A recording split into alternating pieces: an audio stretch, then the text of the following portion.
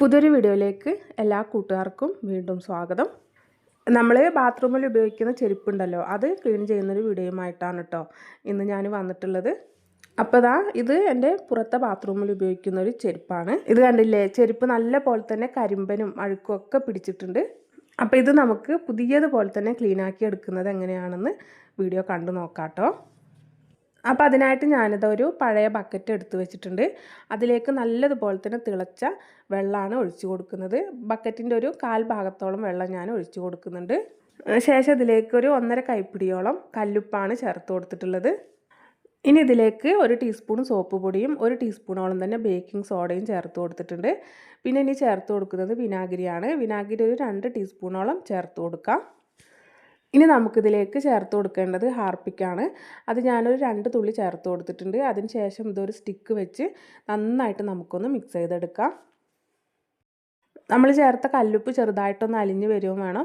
ബാക്കിയുള്ളതൊക്കെ നന്നായിട്ടൊന്ന് മിക്സ് ആകുകയും വേണം. ആ ഒരു വിധത്തിൽ നന്നായിട്ട് നമുക്ക് ഒരു സ്റ്റിക്ക് വെച്ച് നന്നായിട്ടൊന്ന് മിക്സ് ചെയ്തെടുക്കാം. അതിനുശേഷം നമ്മുടെ കയ്യിലുള്ള കരിമ്പനും കറയൊക്കെ പിടിച്ചിട്ടുള്ള ചെരുപ്പുണ്ടല്ലോ, അത് ഇതുപോലെ ഈ വെള്ളത്തിലേക്ക് കമഴ്ത്തി മുക്കി വെച്ച് കൊടുക്കാം. ഇനി ആ സ്റ്റിക്ക് ഉപയോഗിച്ച് നമുക്കൊന്ന് ഇത് താത്തി കൊടുക്കാം. ചെരുപ്പ് വെള്ളത്തിൻ്റെ മുകളിൽ എപ്പോഴും പൊങ്ങിയേ കിടക്കുള്ളൂ. അപ്പോൾ ഒരു സ്റ്റിക്ക് ഉപയോഗിച്ച് നമുക്കിതുപോലെ ഒന്ന് താത്തി കൊടുത്തതിന് ശേഷം പിന്നെ അതിൻ്റെ മുകളിലായിട്ട് കനമുള്ള എന്തെങ്കിലും ഒന്ന് വെച്ച് കൊടുക്കണം. ഞാനിപ്പോൾ ഒരു പലക കഷ്ണവും പിന്നെ ഒരു കല്ലും വെച്ച് കൊടുത്തിട്ടുണ്ട്. ഇനി ഒരു 2 മണിക്കൂർ നമുക്കിത് ഇങ്ങനെ തന്നെ വെച്ചിരിക്കാം. 2 മണിക്കൂറിന് ശേഷം നമ്മുടെ ചെരുപ്പിലെ കരിമ്പനും കറയൊക്കെ നല്ല പോലെ തന്നെ ഇളകി വന്നിട്ടുണ്ടാവും. ഇതിപ്പോൾ ആ വെള്ളത്തിൻ്റെ കളർ മാറിയത് മൊത്തമായിട്ട് ചെരുപ്പിലെ കറയൊന്നല്ല കേട്ടോ, ആ പലകയിലെയും കല്ലിലെയൊക്കെ ചെളി കൂടി ഉണ്ട് വെള്ളത്തിൽ. ഇനി നമുക്ക് ആ ചെരുപ്പ് ഈ വെള്ളത്തിൽ നിന്ന് അങ്ങ് എടുത്ത് മാറ്റാം. പിന്നെ ഇനി നമുക്കിത് ക്ലീൻ ചെയ്യാനായിട്ട് വേണ്ടത് ഗോൾഗറ്റാണ്. ആ റെഡ് കളറിലുള്ള ക്ലോസപ്പ് എടുക്കരുത് കേട്ടോ, നമുക്കിത് ക്ലീൻ ചെയ്യാനായിട്ട് ഗോൾഗറ്റിൻ്റെ പേസ്റ്റ് തന്നെ വേണം. ശേഷം നമ്മൾ വെള്ളത്തിൽ മുക്കിയെടുത്ത ചെരുപ്പിൻ്റെ വാറിലും ചെരുപ്പിൻ്റെ എല്ലാ ഭാഗത്തുമായിട്ട് നമുക്ക് ഈ ഗോൾഗറ്റ് ഒന്ന് തേച്ച് കൊടുക്കാം. ഞാനിപ്പോൾ ഇത് പുറത്തിരുന്നാണ് കേട്ടോ ക്ലീൻ ചെയ്യുന്നത്. അപ്പോൾ നല്ല വെയിലായതുകൊണ്ട് തന്നെ ചെരുപ്പൊക്കെ പെട്ടെന്ന് ഉണങ്ങി പോകുന്നുണ്ട്. അപ്പോൾ ഇടയ്ക്കിടയ്ക്കൊന്ന് നനച്ച് കൊടുക്കുന്നുണ്ട് കേട്ടോ. അതിനുശേഷം ഇതുപോലത്തെ റഫായിട്ടുള്ളൊരു ബ്രഷ് വെച്ചിട്ട് ഞാനിതാ നന്നായിട്ടൊന്ന് ഉരച്ച് കൊടുക്കുന്നുണ്ട്. ഈ ടൂത്ത് പേസ്റ്റ് പല്ല് തേക്കാൻ മാത്രമല്ല കേട്ടോ, ഇതുപോലുള്ള ക്ലീനിങ്ങുകൾക്കൊക്കെ അടിപൊളിയാണ്. നല്ല പോലെ തന്നെ നമുക്ക് ക്ലീനായി കിട്ടും.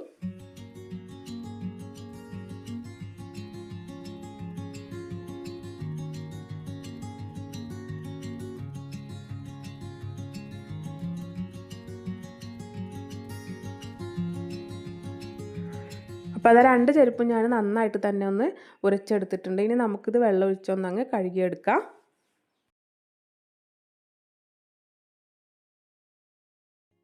ഇപ്പോൾ ചെരുപ്പിലൊരു 1/4 ഭാഗത്തോളം കരിമ്പനും കറയൊക്കെ ഒന്ന് പോയി കിട്ടിയിട്ടുണ്ട്. ഇനി നമുക്കിത് മുഴുവനായിട്ട് തന്നെ ഒന്ന് കളഞ്ഞെടുക്കണം. അതിന് വേണ്ടിയിട്ട് ഞാനിത് അതുപോലൊരു സ്റ്റീലിൻ്റെ സ്ക്രബ്ബറാണ് എടുത്തിട്ടുള്ളത്. നമ്മൾ ഉപയോഗിക്കാത്ത പഴയ ഏതെങ്കിലും ഒരു സ്ക്രബ്ബർ എടുത്താൽ മതി. അതിനുശേഷം ഇത് സോപ്പ് പൊടിയിലൊന്ന് മുക്കി നമുക്കിത് നല്ല പോലെ തന്നെ ഒന്ന് ഉരച്ച് കൊടുക്കാം. അപ്പോൾ നമുക്ക് ബാക്കിയുള്ള കറയും കരിമ്പനൊക്കെ ഒന്ന് പോയി കിട്ടും. ബാത്റൂമിലിടുന്ന ചെരുപ്പ് മാത്രമല്ല കേട്ടോ ഇങ്ങനെ ക്ലീൻ ചെയ്യാൻ പറ്റുന്നത്.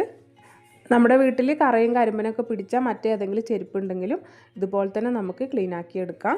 കുട്ടികളിടുന്ന ചെരുപ്പാണെങ്കിലും പെട്ടെന്ന് അഴുക്കും കറയും ചെളിയൊക്കെ പിടിക്കാറുണ്ട്. അതൊക്കെ നമുക്ക് ഇതുപോലെ തന്നെ ക്ലീൻ ചെയ്ത് എടുക്കാവുന്നതാണ്. ബാത്റൂമിൽ ചെരുപ്പ് പിന്നെ നമ്മൾ എത്ര ക്ലീൻ ആക്കിയാലും എപ്പോഴും അത് വൃത്തികേടായി തന്നെ ഉണ്ടാവും. അപ്പോൾ നമ്മളിത് ക്ലീൻ ചെയ്തതിന് ശേഷം വെള്ളം വാർന്നു പോകുന്ന വിധത്തിലൊന്ന് കുത്തിച്ചാരി വെച്ച് കൊടുത്താൽ മതി. പെട്ടെന്നൊന്നും കരിമ്പനും കറയൊന്നും വരില്ല. അപ്പോൾ നമ്മുടെ ചെരുപ്പ് അടിപൊളിയായിട്ട് തന്നെ ക്ലീനായി കിട്ടിയിട്ടുണ്ട്.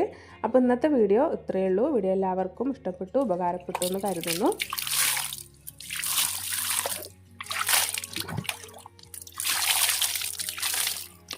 ഉപകാരപ്പെട്ടു എന്ന് തോന്നിക്കഴിഞ്ഞാൽ വീഡിയോക്ക് ഒരു ലൈക്ക് അടിക്കാൻ മറക്കരുത്. പിന്നെ എൻ്റെ ചാനൽ പുതുതായിട്ട് ആരെങ്കിലും കാണുന്നുണ്ടെന്നുണ്ടെങ്കിൽ ഒന്ന് സബ്സ്ക്രൈബ് ചെയ്ത് സപ്പോർട്ട് ചെയ്യാനും മറക്കരുത്. അടുത്ത നല്ലൊരു വീഡിയോയുമായിട്ട് നമുക്ക് വീണ്ടും